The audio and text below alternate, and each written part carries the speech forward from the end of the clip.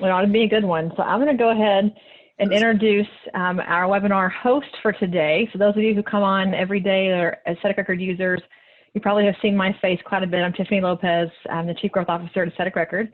I know we have lots of new folks on today that may not be part of the AR world, but I'm going to introduce now our Vendor Relations Manager, Vivian Ichindu, who is responsible for all of our, if you guys come to our conference, all the vendors who are in our exhibitor hall, our marketplace vendors.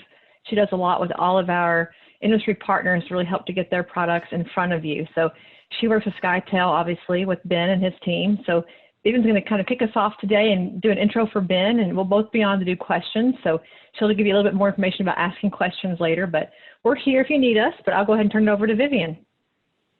Thank you so much, Tiff. Welcome back, you guys, to a new round of the Aesthetic Record Comeback Better series. You've joined in several times with our other webinars, so thank you for joining us again. We're going to be discussing strategies, as you know, to help your practice thrive and survive during COVID-19. I have the pleasure of introducing our guest speaker today, which is Ben Hernandez. Hi, Ben. Hi, how are you, Vivian? I'm good. You doing okay? Doing well, thank you. Excited to be here. Thanks for having me. Of course, of course. Ben is a partner at SkyTail Group.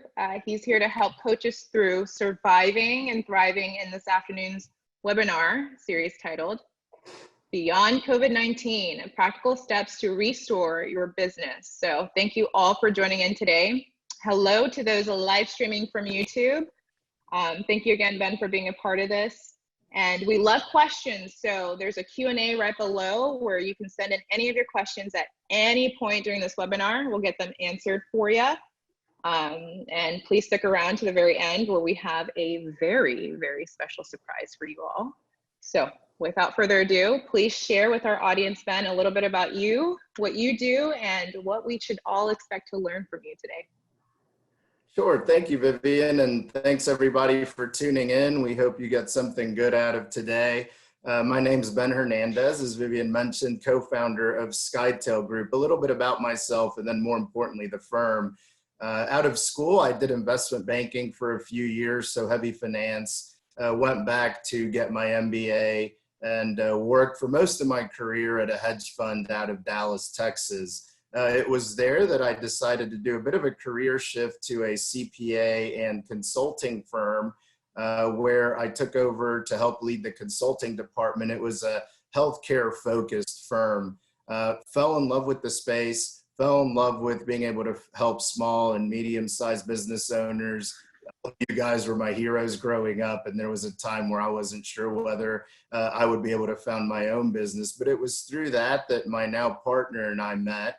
And we founded SkyTail Group. In SkyTail Group, we do three things. We're focused in the healthcare industry, and we focus on financial consulting, strategic consulting, and M&A advisory. So those three play pretty well together. So today we'll be primarily focused on the strategic and the financial side of things. So with that, let's go ahead and get started. We'll start it off to try to get us in the right mindset. You know, none of us, I think, want to be in the position that we're in from the COVID-19 perspective, but we think mindset's so important because we have seen, be it our network or our clients or even ourselves, we've all probably experienced a myriad of what we're looking at here the first week, if we go to March 16th, when we started realizing what this would become. Probably a lot of our instincts were, let's go ahead and contract. And then over time, as we took the proper steps of getting comfortable with what can we not control, and out of that, what do we have power over? What can we do to come out better? So, you know, share a little quote with you. Franklin Roosevelt once said, "A smooth sea never made a skilled sailor." And we're certainly not in smooth waters today, but I think everybody on here, you're the ideal people to really navigate through what we're going through. You're the entrepreneurs and the leaders who you walk into a restaurant and you can probably tell me 20 things that they could do better to improve, be it the service or revenue or offerings, whatever it may be. So entrepreneurs are really the ideal people to weather this storm and come out stronger. And that's really what we're trying to focus on as well. And hopefully most of us are here in the growth zone at this point in time. But right now, what we're really trying to convey is, if we can, try not to contract and hunker down and slash costs. We need to keep in mind that there will be a point in time when we're going to reopen. Restaurants are going to be open. We're all going to hopefully see each other as soon as possible in conferences and shake hands and give hugs and say hello. That's going to come. And when we look back a year, 5 years from now, we always like to think about the end game. That's what we typically talk about, is start with the end in mind. In this particular case, what is your end when you're a year, 2 years down the road of how you handled this, whether it's a 4-week or 8-week or 12-week closure, and really try to visualize how you want to feel when you look back on this time, because this too shall end, right? So we think that some companies, if they don't take advantage, are going to be caught off guard by this. But if we're proactive, we think that there's an opportunity to separate ourselves as we come out of this. All of us are going through this. It's not just our business. It's not our city or state or nation even. We're all going through this. So what can we do to get better? And here are just a few examples. We don't have to go through them all, but from like the growth mindset versus fixed. And we've seen both. The growth mindset, we're going to see opportunities to access the business. What have you been wanting to do in your business that you haven't been able to do? The fixed mindset is more, we're going to contract and there's a lot of uncertainty and we're going to freeze. The next one, we can be proactive and planful as we go forward, versus there are some people who are not really planning. I've actually had people tell me, hey, is this what retirement feels like? I'm like looking at the price of tomatoes. And that's funny, but then when you sit back and think about it, it also makes you want to talk to that person of, hey, you have a viable, living, breathing business. You have team members who depend on you. So let's think about that instead. We don't need to make it feel like a retirement. There are things that we can do. And I think this fits perfectly into this slide, which is the one thing that most business owners would tell me that they didn't have more of, and they wish they did, is time, be it for their family or their business, whatever it may be. Well, now we have time. So how can we make the best use of it? You know, it used to be, I'm sure certainly we've experienced it in our business. We usually try to fix issues as the business is running. As our car's driving 100 miles an hour down the highway, we're trying to fix the engine. That's difficult to do. Right now, the car's parked in the garage. We've got the time to work on that engine that we're talking about. So let's go ahead and take advantage of it. So with that, we have found really 5 things through this process. We've played a lot with, the strategic components of how to come out of this bigger, better, stronger than we came into it compared to our peers. And we've really narrowed it down to 5 things of people that we hear and know. The first one, which we'll get into, and it'll be our heaviest focus, that's kind of our bread and butter, is from a financial perspective. Is the organization strong today? Is it ready to thrive through this? Are we prepared? Do we know what our cash flow looks like? And then coming out of it, do we know what we're going to look like? And some of these things are things that you can take and use today just during this time. A lot of these are also, use them in perpetuity for your business. The second through 5th things are a little bit more on the softer side. So how do we engage with and support our team? A lot of us have furloughed our team members and had to make incredibly difficult decisions. We want them to know that we still care. How do we interact with our patients and clients? How do we evaluate the operations of our practice? Are we where we want to be? Is there anything we can do there? And then finally, take care of yourself. You are, at the end of the day, the leader of the organization. You're the cultural founder of your firm, probably. And people are looking to you and getting that energy from you. So, whatever we can do to make people feel comfortable there. So with that, let's get started with the financial piece. Again, this will be the heaviest piece. So to get us started here, we've talked about we're all closed right now, except for maybe some people for emergency procedures and the like. safety being the number one priority, we think that a number two is cash conservation and liquidity. So, what do we mean by that? What we're talking about here is, are we taking the right measures to weather this and to come out strong? So we'll be talking about, how do we analyze our cash flow? How do we analyze our profit and loss statement or income statement? A lot of us are probably already looking at that, but this is a new look. We have to look at that through the lens of COVID-19 and coming out of it. So at least probably the next, at least quarter to the next year, it's going to look a little bit different. So we'll be talking about a lot of these things. What can we do to really prepare, increase our cash flow? What are the options that we have, whether it be talking to our vendors or banks? We'll get deep into that. And then on the legislative side, there are also some key options here for us, and some of them involve a little bit of strategy, especially around PPP, which we'll get into. So here, what is the true impact of financial metrics? This looks like a big chart. We'll get started on the left-hand side of it. We'll start with revenues. So what are revenues? Revenues are what I sell. So if I, whether it's an injectable that goes on my P&L as revenue, or a laser service that goes on my P&L as revenue, that's simply the dollar amount that I sell. So below that, on the income statement, you have cost of goods sold and fixed expenses. Once you take care of all those expenses, that is your net profit. So with that, let's get going on the cost of goods sold. So what are cost of goods sold? First of all, cost of goods sold are a variable expense. So then the question is, what's a variable expense? Let's take injectables as an example. And let's say the cost of goods sold, our revenue for an injectable, let's say, is $1. Of that $1, what we want to know is how much is flowing out the door every time I sell that $1. And let's say that injectables, the cost of goods sold, we determine is 40% or 40 cents of that dollar. What we know at that time is that revenue minus cost of goods sold, that's our gross profit. So that's important. Gross profit, not your net income. There's still a lot of expenses below this, unfortunately. Wish that this would be bottom line, but there's still a little bit more here. So with that thought in mind, what we're saying is, for every dollar, whether it's $1 or $1 million, 40% of that is going out the door immediately. That's our gross profit.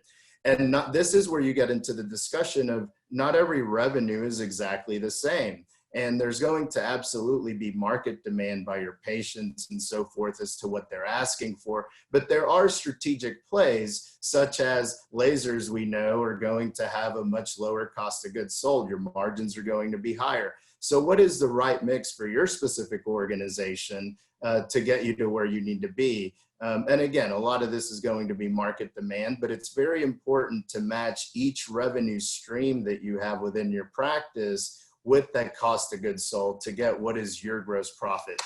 Below that, we have fixed expenses. Fixed expenses, the most important thing to remember here is they stay consistent regardless of revenue. I know a lot of you know that now because you're feeling it. We still have to pay rent. We still have to pay insurance. We still have to pay some of those things that, whether we're making $0 or whether we're doing $100,000 a month, that remains fixed. It remains stagnant. So let's pick on rent, because rent is an easy one.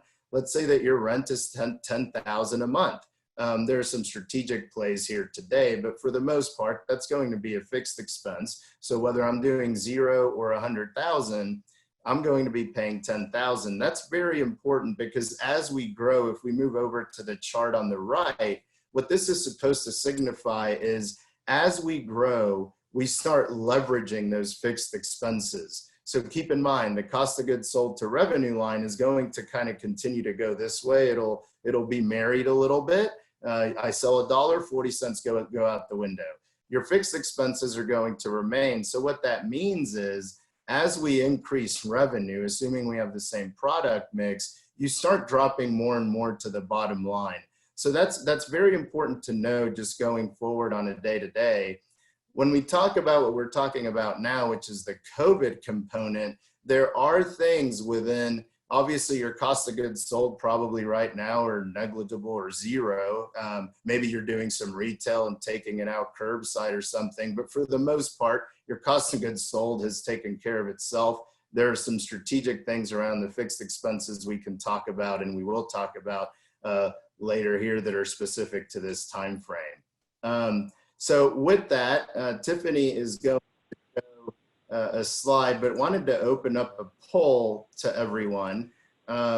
What does everyone think that the maximum your practice should spend on payroll ought to be? So we'll kind of leave that up, and you'll see here, we obviously don't have anything this pretty, so this is clearly from AR. Tiffany, I'll turn it over to you. Yes, I was going to say too, as you guys think about your fixed expenses, one of the things that I love to do is look at, we'll use your dollar example, Ben. If we know the dollar is the revenue and we know that we have 40 cents coming out in our COGS, then I would look at before COVID happened and your overall patient base, let's say per week or per month, what's the average contribution to each patient's appointment, your fixed cost. So if I know that it costs me, for everybody that comes in my practice, I'm paying 8 cents of that $1 to fixed expenses, then I know that it's $1 minus 48, that my margin, if you will, my gross margin would be whatever's left over. I think you're often surprised to see that real number, because typically we let the revenue that's coming in bankroll us, and we never actually think about, for each dollar, what's the true piece of it I'm holding on to. So I think there's a good practice to look at your average contribution and think about per head walking in your clinic, what's the cost, whether it's from marketing acquisition cost, it's from medical supplies, front desk people, payroll people, what's the true cost per dollar that you make in the practice or per revenue dollar. So anyway, just something to think about. But I put a slide in here, Vivian and I discussed this last night. If you're looking at the AR system, if you're an AR user, we have about 75 different reports that really slice and dice your business. So even thinking through things like your total sales, we do what's called a wallet in our system. So you also have this whole liability piece where patients are paying ahead, that you have to then let them come in, get injected, and you're making no true money in that appointment because they've already paid. You recognize the revenue the day they came in. So there's this whole idea of like bankrolling as well. You're holding like a short-term loan for the customer. So you can look at all of your sales reports in our system, a tremendous amount around payroll, to Ben's point, around commission. You can look at your average sales per patient to see per person walking in the door, what do I typically make, which is a good number to know per hour. You can look at your revenue per minute, or your profit per minute, if you will, as well. So lots of averages and things to look at. Also your inventory sell-through. We talk about throughput a lot. If I spend $1 today, what's the timeline between me spending $1 and making that dollar back? You should have like a timeline around your throughput number. And then of course we have things like our cost to company in here. You can develop your cost of goods sold and manage that, and then even discounts. So to see what you're giving away, you know, as you're trying to make $1, what are you giving away to make that dollar? So there's lots of reports in the system that, to Ben's point, if you're going to know your numbers, you have to truly know your numbers and have a system of record, whether it's a QuickBooks system, your EMR, whatever it is that you choose. Have a system of record that you can anniversary week over week, year over year, to say, am I trending up or down, left or right? So if you're not using BI and you're an AR customer today, give us a shout, let us know. We will give you lots of information about how to use those reports, and again, some that are also going to be hopefully added on very, very soon. So we have no questions yet, people. We want questions. Ask the questions. So I'll let you keep going. Okay, thank you. Yeah, and I think that's so important as we go through this. We thought that slide was important because a lot of what we're talking about, you already have access to at your fingertips. So building this out should be a lot easier, which is such a nice thing to have. We'll talk about that a little bit later when we look at scorecards. So as we look at this, what we're looking at here are some benchmarks. So we're looking at, in this case, your entire P&L, or at least it's combined into the bigger buckets. We suggest that everybody do this on a go-forward basis. This is also important today as we get into some of the strategic things that you can be doing now. But in this case, this theoretical example, we've decided that patient fees are going to make up 90% of our revenues. And beneath that, as we talked about, you're probably going to have a myriad of different types of revenues that make up those patient fees. Retail sales, we've said, that's going to make up 10% of our revenue. So that's our revenue line. Below that, we don't need to go through every single line, But as you can see, we've got some cost of goods sold here. And we have a wide range, and there's a reason for that. If you're injectable only, you're going to be higher. If you've got a high laser component, just to continue to stick with those two examples, your cost of goods sold is going to be a little bit lower. The important thing is that you know what these are for your specific organization.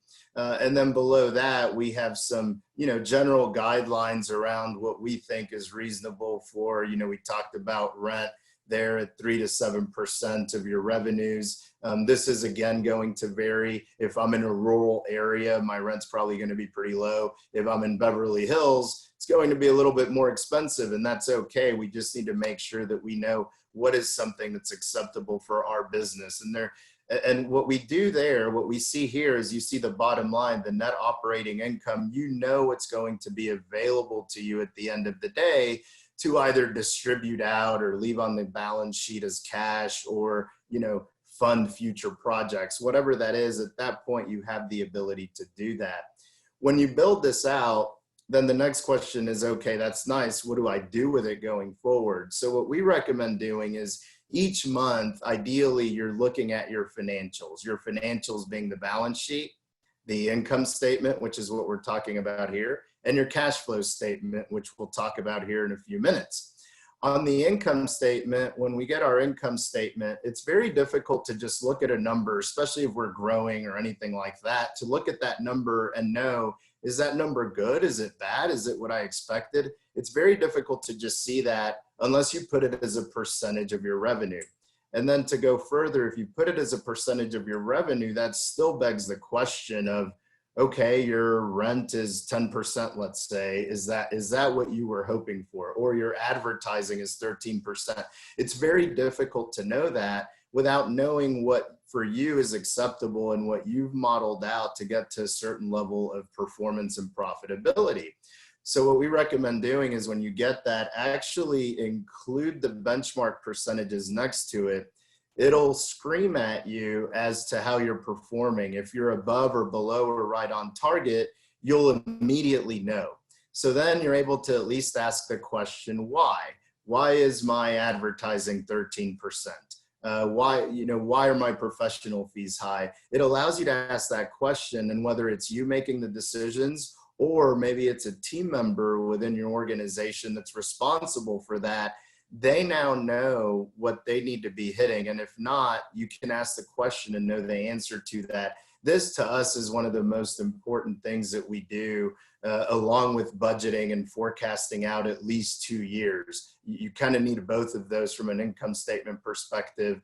And there's a KPI component that we'll talk about a little bit later, because you can't just throw a revenue line out there without knowing how you're actually going to get there. But we find this to be a very useful tool. As far as what it can be used for today, if I'm analyzing this, I immediately know that, let's go back to March 16th. The first thing that we did that first week is, what can we control? There's a bunch of legislation out there, but we don't really know where it's going to land. What can we control? What we did is we actually went through anything that was over 1 or 2 percentage points, because those are the things we needed to focus on to immediately kind of plug the holes of a leaking boat, if you will.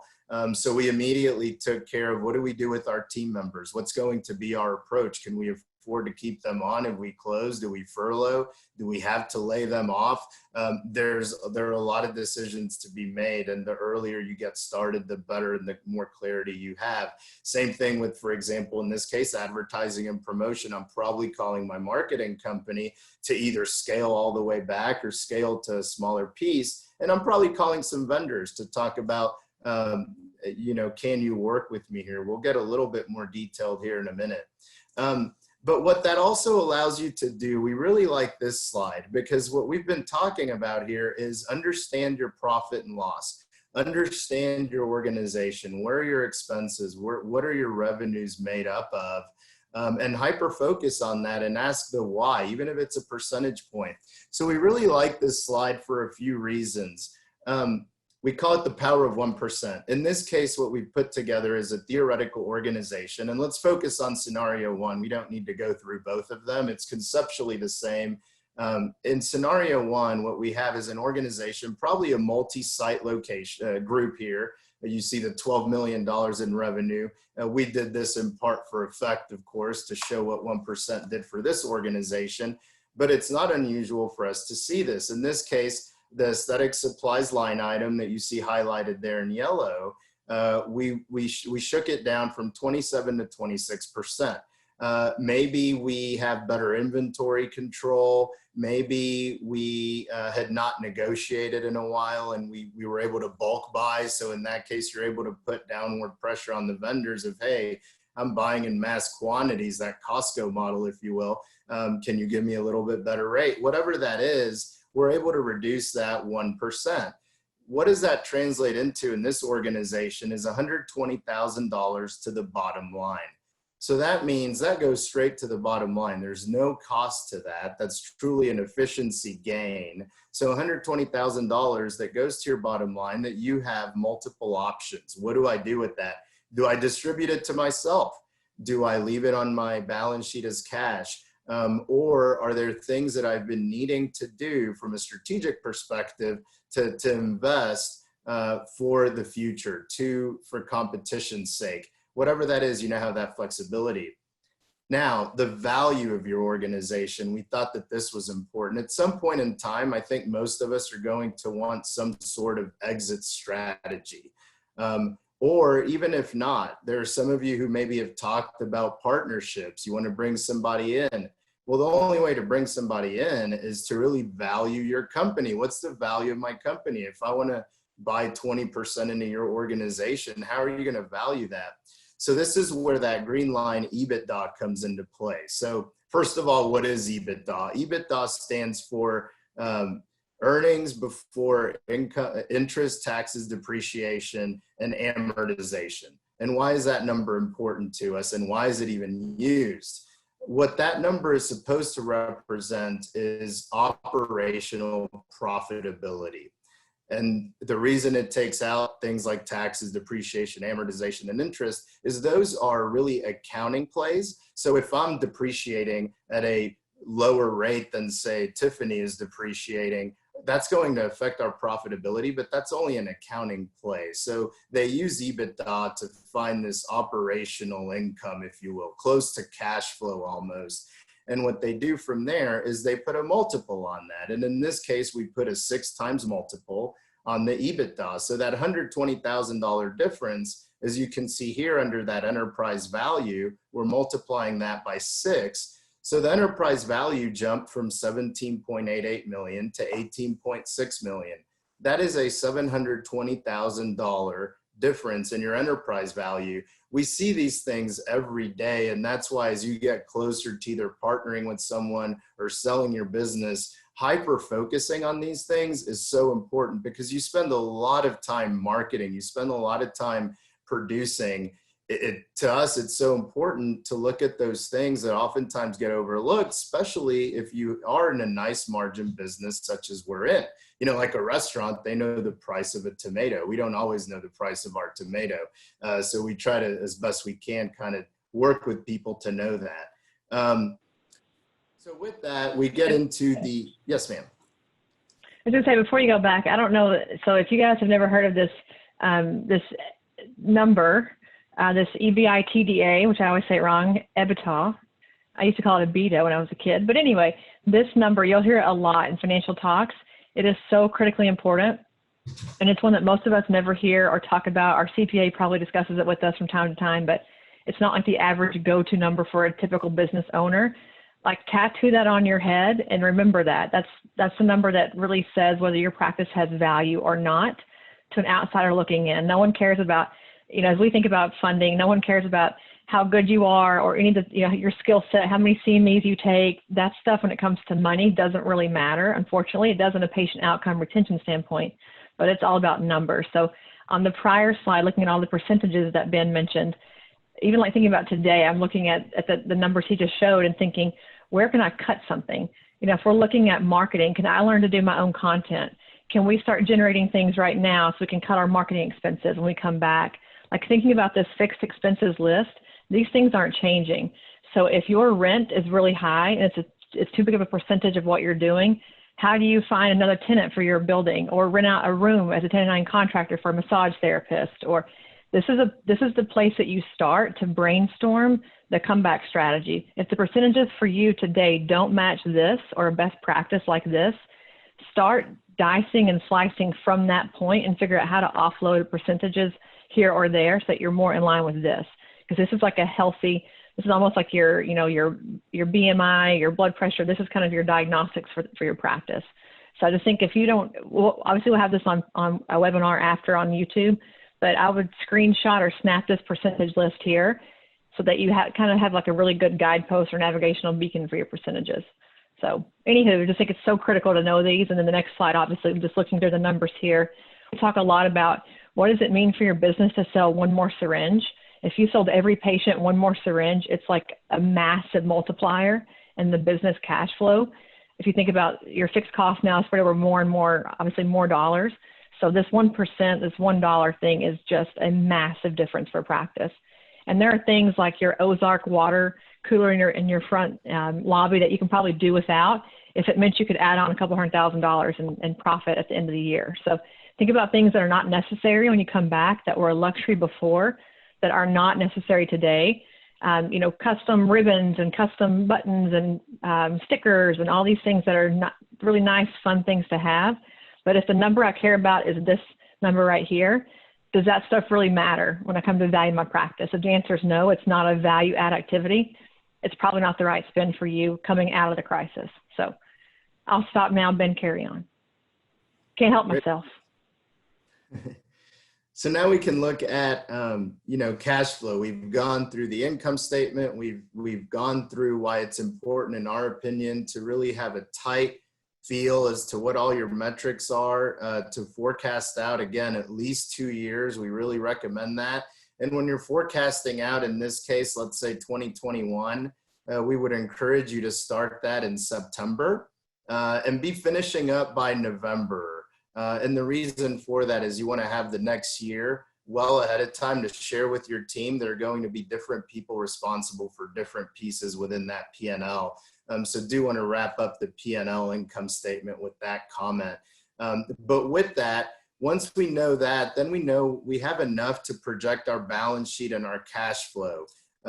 Balance sheet and income statements are needed to be able to project out the cash flow. So as we do that, when we're looking forward, we ask ourselves the question, from a strategic perspective, anything that we're deciding on, can we afford it? Is this the best use of our money? And some of the big things are, which play very heavily today into what we're going through, are, loan payments, things like new equipment and toys. I've been to the conferences. I almost want to buy them for myself. They're so cool, and I wouldn't know what to do with them. So I get the intrigue. It happens in our firm too. Ours are a little bit nerdier, but we have some tools that we want to buy all the time. But we always have to go back to this and say, does this fit in with what we're trying to do? And does it give us a competitive advantage? Is there an ROI to this? And then distributions to the owners. They all, you take from one, then you have to give to the other, right? So we put together a just quick little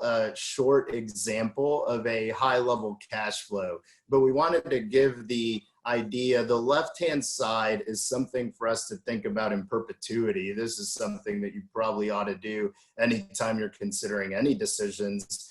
But we've got scenario 1 and 2. As you can see here, our cash at the beginning of the period, that top line in green, is identical for both.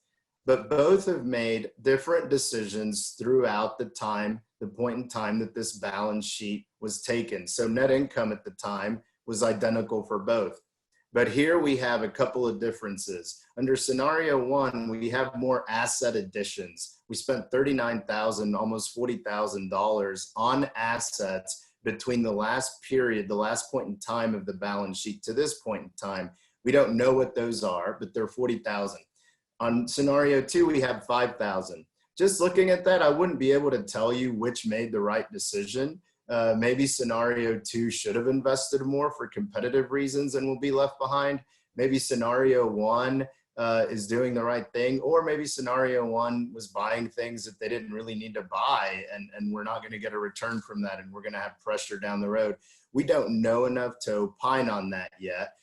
Then we've got the debt payments. This one is interesting. Scenario, and we see this a lot. Scenario one, there are people who are debt averse and they want to pay off their loans as quickly as they can. That may or may not work. There are instances in which that's encouraged. If you're in growth mode and you're trying to de novo a bunch of things out, then you have to keep in mind that your debt service coverage ratios with your banks are healthy. So maybe paying down debt for that strategic reason makes sense. But if it's paying down debt because you don't like debt, then I'll say this: we generally like OPP, other people's money. So in this case, the bank's money. We have very low interest rates. There's better use of your money, most likely, than paying it down for the sake of paying it down. So this is one that we probably would be asking the question of why. Distributions are the same.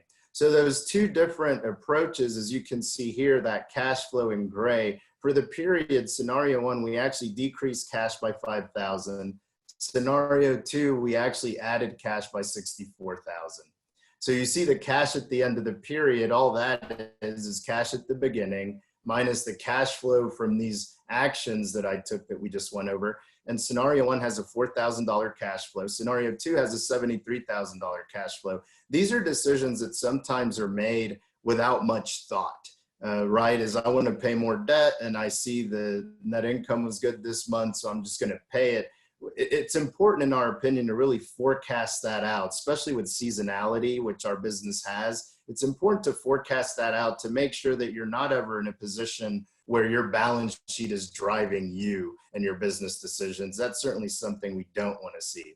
Now let's move over to the right, actions to maximize cash flow today. So this is truly taken into this vacuum that we're in of COVID-19. So let's go back to March 16th. These are some of the things that we took action on, and a lot of you may have already done this, but if not, hopefully this helps a little bit. And we'll go in order of what we have found to be most successful to it gets a little bit thornier.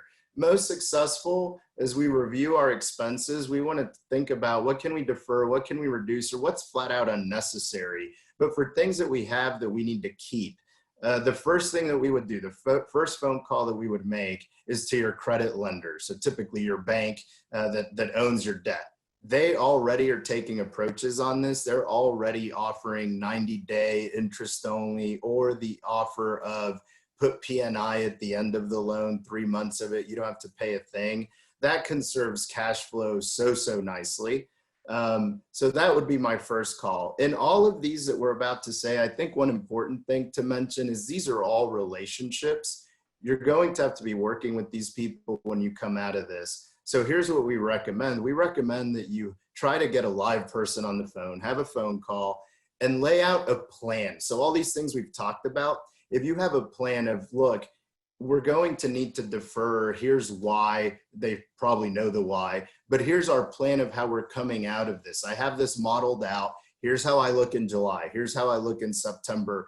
That goes a long way to getting, especially the smaller vendors, a little bit more comfortable with having that conversation with you. You've thought ahead and you've kept that relationship. I think that's extremely important because we are going to have to work together, after all this is said and done.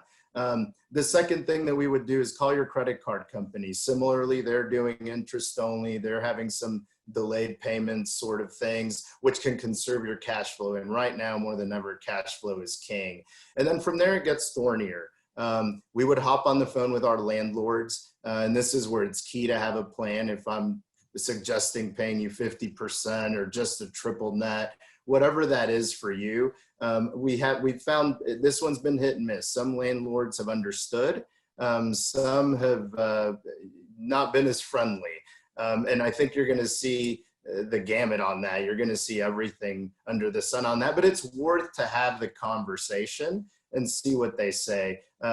Keep in mind that a lot of these landlords are also small businesses, so they're hurting as well. So they're trying to balance their cash flow just like you are. So it's a bit of a dance. Vendors, have a conversation with vendors. And I say that knowing we're a vendor, but we've had these conversations of, can we pay you later? Or can we pay you a percentage? I would probably start with the larger vendors. They tend to have a little bit more leeway, right? I'd be calling Henry Schein first. And then I would call the guy down the street that's helping me with marketing or whatever it is.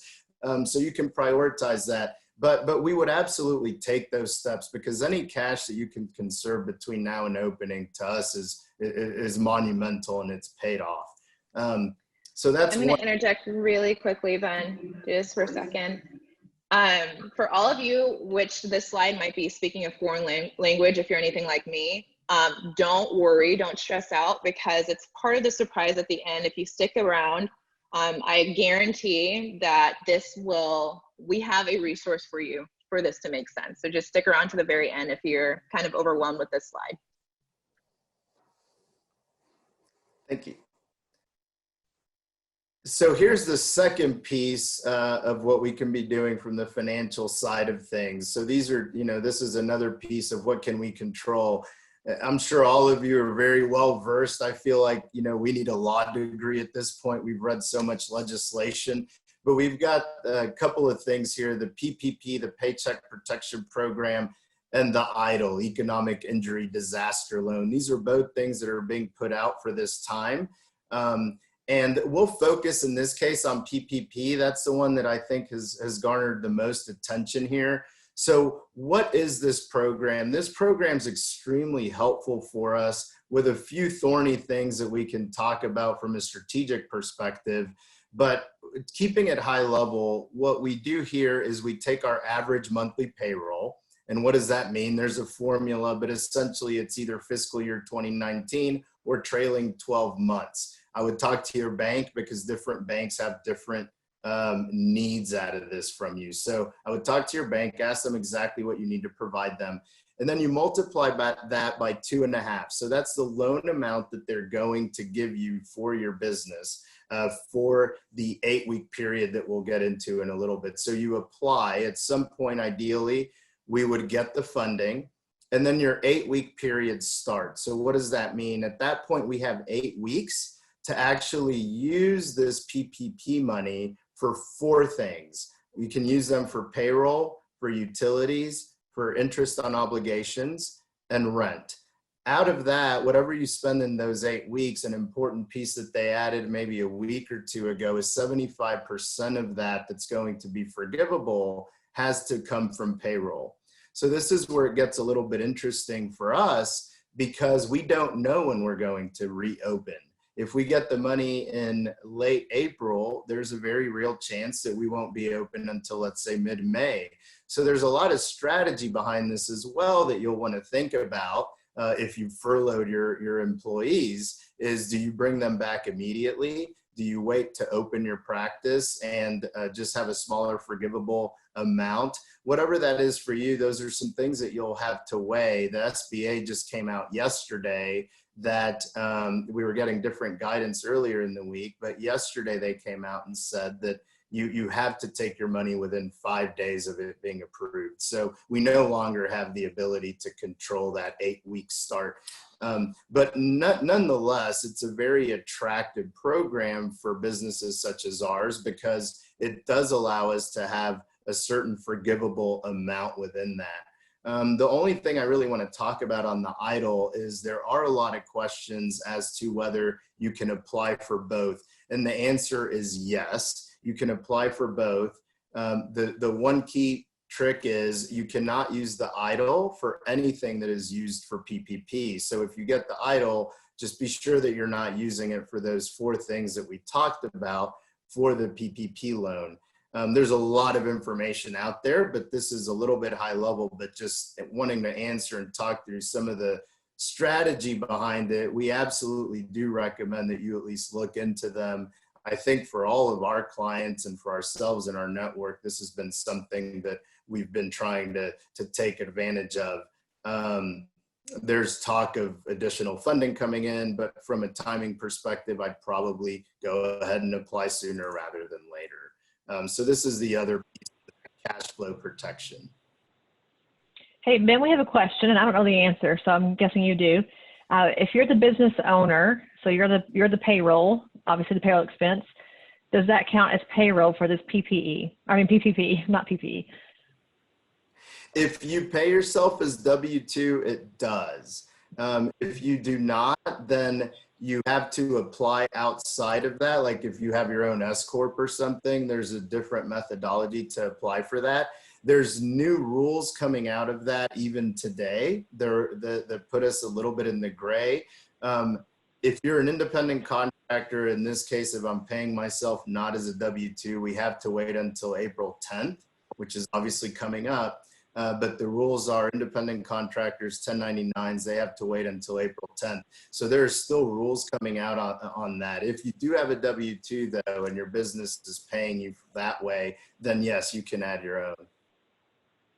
And I'll leave the questions about whether you should be a W-2 or a 1099 contractor as a business owner for a different day. But I have many opinions about that. But you can do one maybe safer than the other. So yeah, we can do a whole podcast on that. Yes, you could. So then once we figured all that out, we've gone through the P&L, we've analyzed and had conversations with our vendors, with our banks, we've have a good idea as to what we're going to get out of PPP if we choose to do that. At that point, we feel that you're very much ready to put together a 13-week cash flow. So we talked about forecasting out at least 2 years in regular environments. That would be month by month, 2 years. In this case, what we're talking about is due to the nature and cash conservation focus, we actually recommend a 13-week cash flow. So this cash flow is every week. You're going to want to keep in touch with it. You're going to want to update it because any misses in this new environment, and we are going to have misses, could play a significant role in what you need to do as a business owner. So in this case, we've got the beginning cash balance, and we'll just go through one quick column, but conceptually, what you'll want to do is, what do I have from a cash balance perspective? And in this case, it doesn't just have to be your business. This is truly, how do I keep my business viable, afloat, to where I'm opening the doors and I bring everyone back and we hit the ground running. So by beginning cash balance, what we've been taking and talking about is cash balance on your balance sheet. Maybe if you have a line of credit, something along those lines. And then when the PPP money comes in, you'll add that. That's additional cash as well. So you'll want to have a very good idea as to what is available for me. What's my war chest, if you will. And then beneath that, you've got your revenue that you expect to be collected. As you see here, this is not going to look at all like what your P&L looked like a month or 2 months ago. This is going to be very close to zero. Maybe emergencies and retail are going to make up your revenues, whatever that is. Input that in there week by week, what you expect to collect. As you can see here, we can probably guess that somewhere around early June, we think we're going to open, those revenues start ramping up. But before that, you want to be conservative. That's another point. If you think you're going to open in 4 weeks, maybe stretch it out to 6 to 8 to make sure that in the worst case scenario, you're still going to be okay.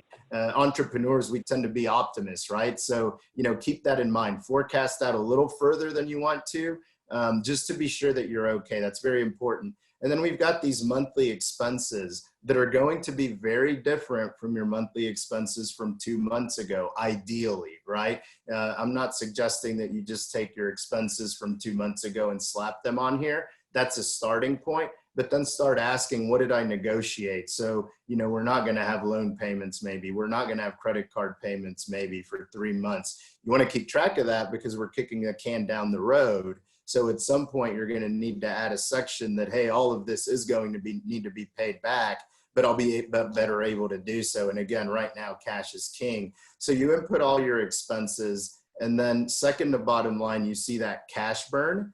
That is your cash burn that specific week. That's what we lost in cash that week. You get your ending balance, and you start all over next Monday. And each week, go ahead and forecast that out. If you're in April 27th, ideally, you would want your true updated number to be on there to be sure that you're still on track. We think this tool is extremely important Even if you do have a large war chest, we think it's important because you've built a lot of time, you've spent a lot of time, blood, sweat, and tears to build up that war chest. Go ahead and protect it as much as you can, right? Even if you know that it's not a matter of running out of cash. This is something that we suggest that you do in the meantime. So then let's talk about long-term planning a little bit. And for this, we can even go back and reference what Tiffany was talking about when she went over all the nice features within AR. So what we're talking about here is when you get into long-term planning, you've built all these things, you spent so much time forecasting it out. To forecast out, you needed to have the KPIs available. How many days am I open? How many hours am I working? How many providers do I have? All these things that really make up that revenue line. Go ahead and leverage that. We like to build, this is only a 1 month scorecard. To me, this would be bare minimum. And ideally you'll be using, what Tiffany showed earlier, that's what you would be using. This is the bare minimum of, in this case, we've got some KPIs here that we can talk through really quickly. But just to give you an idea of how we like to measure things. So let's just take the revenue line, upper left hand there on the trending 3 months. We hit revenue of 22,961. We talked about this earlier. If you were to show me this, I wouldn't be able to tell you whether that's good or bad. So is it good or bad? We don't know, but we do know in this case because we have that goal number of 20,000. So sometime a year ago, we decided that in October of 19, we wanted to do 20,000. So here we know we outperformed. You see that green arrow, it's very fast. You can get a very fast glimpse of your business. And then you see where you can have some conversations, and maybe the conversations even, why did we outperform? What are we doing well? And have that conversation. But hours worked, we can wonder, why did we work 8 fewer hours? Probably not a big deal, but it at least lets you know how all those KPIs are measuring according to goal. Very important to have those goals so you know whether you're hitting what you wanted or not. Moving over one to the right, the month over month. So here we're talking October versus October, 19 versus 18. This is important. We want to compare apples to apples. Comparing October to September isn't going to tell me much because there's seasonality and a bunch of other things. So we like to compare how are we trending at the same time last year. And as you can see here, there's a bunch of green there. We're doing extremely well compared to last year. So there's a lot of good there. And then we like a year over year. So in this case, it's January through October, same concept, but you're able to really break it down by month compared to last year for the fiscal year and the month.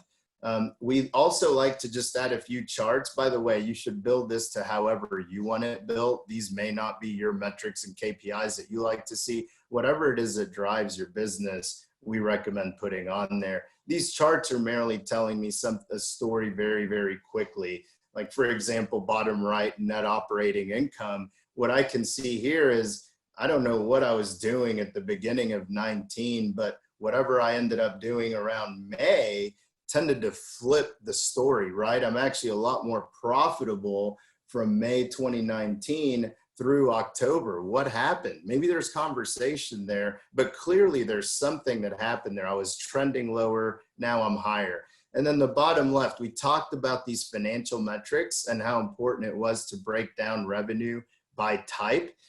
Here, if I just look at the total, what I can tell you is, okay, my cost of goods sold is 23%. That's really good, but we think it's a lot more powerful to look over on the left here. You see injectables, we keep talking about that, 40% there. You see the laser services at 4%, skin tightening at 18. You're able to really extrapolate a lot of data out of this and really maybe even make business decisions. Are your patients asking for a lot more skin tightening? I don't know. But if they are, you see there that from a percentage of revenue, probably something we ought to look into because it's lower than our overall cost. So maybe it even drives business decisions. There are good things that can come out of this. But this kind of brings all of that work that you've done all together. It brings out the budgeting, the forecasting, the metrics, measuring KPIs, kind of brings it into one page, which we think is a neat little tool. So with that, we'll get into some of the softer pieces, the 2 through 5. And don't worry, I'm not going to take up that much of your time. It's not as extensive as the financial, but here we're talking about your team, your staff. A lot of us have had to make difficult decisions, furloughing and so forth.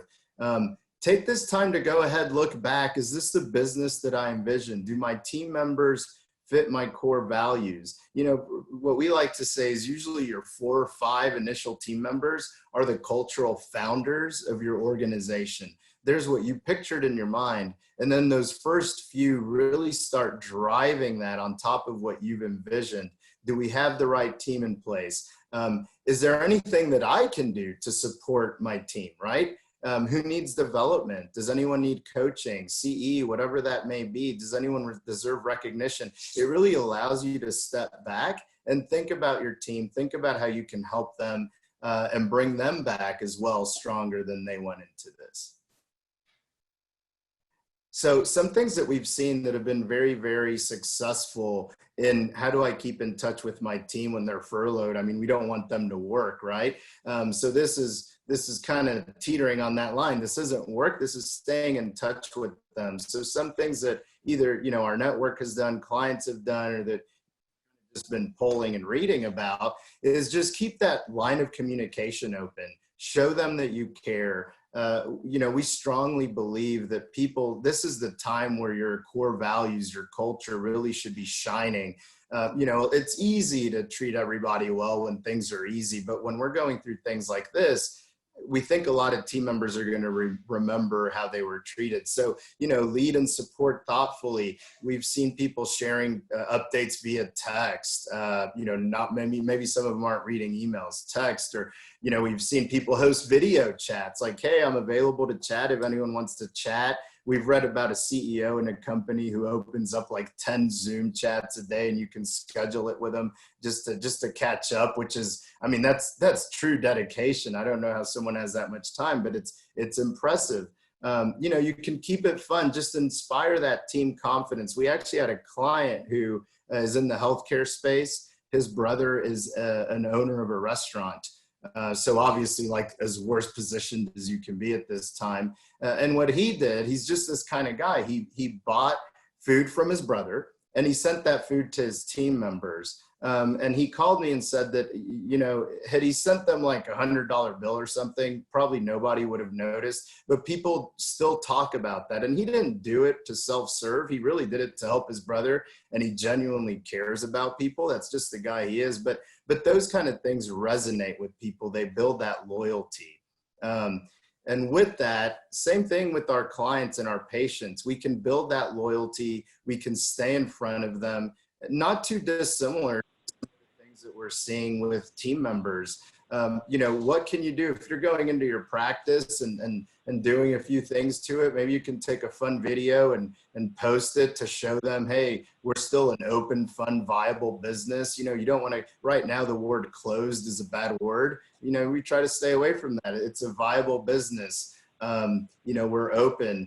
If you reach out to your patients, you can ask for online reviews. Right now, people are consuming massive amounts of just online data, of media. Go ahead and take advantage of that.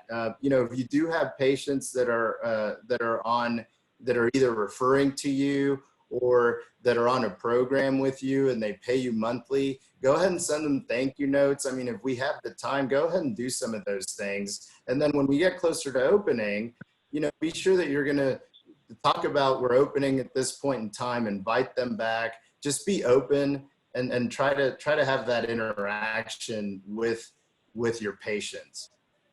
And So, real quick, as you transition here, if you guys join tomorrow, so Nathan Oakley, who is the Chief Marketing Officer at Jubilee Aesthetics, will be on. He'll do an hour tomorrow on brand authority, your social presence, communicating with empathy, how you do any sort of social marketing and like campaign management right now. So we'll have a whole hour tomorrow on all things developing your brand and your brand identity during COVID. So join us tomorrow for a really deep dive into what you just talked about, Ben. Nice. I'll have to listen in. That sounds like a good one. So from a practice perspective, there's some things that we can be doing now and then that we can continue to do later. We just talked about the fact that right now, we strongly believe that that word closed is a bad word. We don't want clients to think that we're closed. It has certain connotations. So go ahead and answer your phones. We suggest that you have a team member answering that phone if somebody calls in. You want to be sure, we've heard stories, you want to be sure that that team member is calm, isn't panicked, that is taking this in stride, the situation that we're in. But patients have given great reviews if they're able to call someone and actually talk to someone. Sometimes they need it. They're stuck at home just like the rest of us are. Go ahead and take some action, like clean your practice. Maybe you've got some inexpensive thoughts around how to change aesthetically the look of your practices, and your patients come in and they're going to perceive it as new. Maybe you can add some paint, declutter some things, toss out old marketing materials, whatever you have there that maybe you've been meaning to get to, that you just haven't had the time to get to. Now you have the time. You've got this practice all to yourself if you want. And then, create a reopening schedule. There are a lot of things, build that excitement up. As you can see here, use telehealth to cycle through free consults now. That'll turn into, paying patients when the door opens. Clean up your existing onboard with a new practice management system. Review clinical protocols. Are you doing things correctly the way you want them done? And if you go through your clinical chart audits, are you going to like what you see? These are some things that you can do during this time that probably when you were going 100 miles an hour, you weren't able to do. And then, when you open, there's still some things that you can continue to do. You can consider adding days and hours to accommodate what we expect to be a very high demand when you open, especially if you focus on patients that have that immediate need. I think we all know which ones have that immediate need that are going to come rushing through those doors. We can talk about additional hours and days. We can continue to, keep cleaning is going to be important. If I go in, I want to have reassurance that you're taking the right steps to sanitize, so on and so forth, and that I feel safe going into your location. We think that's going to have such an important component, and we're already starting to see people kind of plan for that. Readjust your schedule. We talked about opening and building excitement. Maybe you can do reopening events, member appreciation if the schedule's a little bit light on some days to show them the win in that membership. We can help employees adopt new systems and operate with that lean mentality that we've been talking about. We can show them some of the KPIs and metrics and so forth that they're responsible for. And then going along the clinical protocols, anything that we come up with, we can just train the staff, retrain the staff on that if we see some opportunities. And then depending on what you find in your clinical chart audits, be sure that you're compliant. That's super important. I know that that's always hammered by law firms, so I'll stay away from that. You probably hear it too much anyway. And then the last one, I know this is cliche, and as we said early on, usually our strategy is like, hey, you're trying to grow, here's how you do it. So this is a little cliche, but we do think that your mental health should be one of your top priorities. You're the leader of your organization. Your team's going to be looking to you to make some of these tough decisions that you've had to make. You've already had to make tough decisions. You're going to have to make additional difficult decisions. Do whatever you need to do to keep yourself healthy as well. Maybe you've been meaning to read a few books or spend more time with your family, whatever that is, whatever your why is, be sure that you take care of yourself. Change is hard for anybody. And, it's very, very likely that someone in your circle, whether it's your family, your friends, your colleagues, have some sort of feeling of chaos. So being able to, as much as you can, be a rock for these people and for your business as well, we think is extremely important. But whatever it is, we would encourage you to, just keep moving forward. Again, this too shall pass. And I'm excited to hearing about all of you opening again and the great success that you'll have. And that's all we have for today. We have one more thing. Vivian has an announcement, I think, real quick. Maybe she does. Is she on?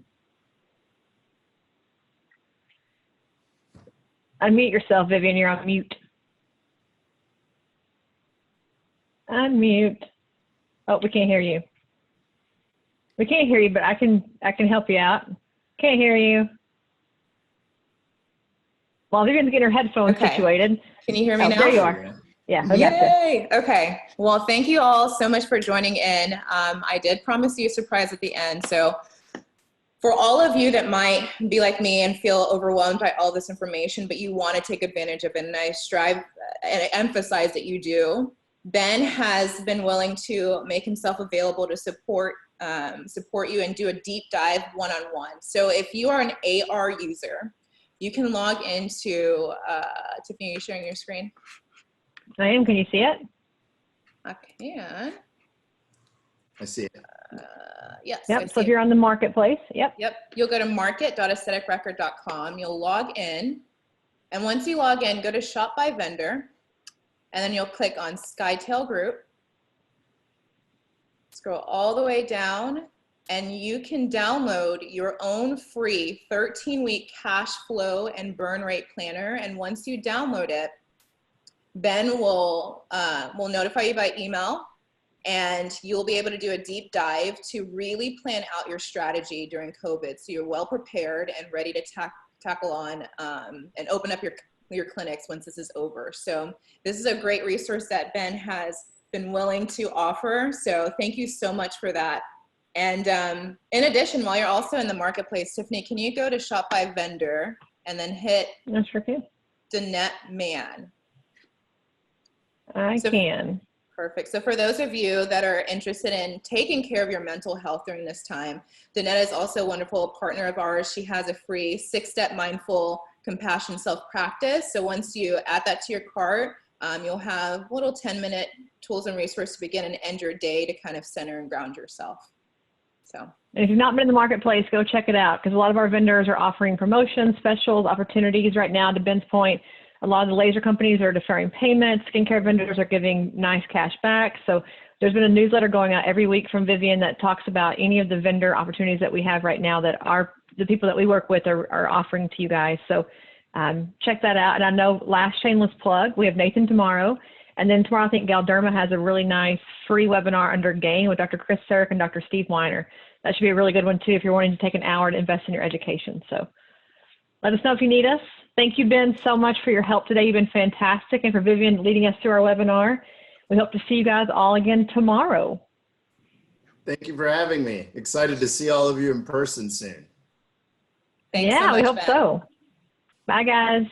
Take care, y'all.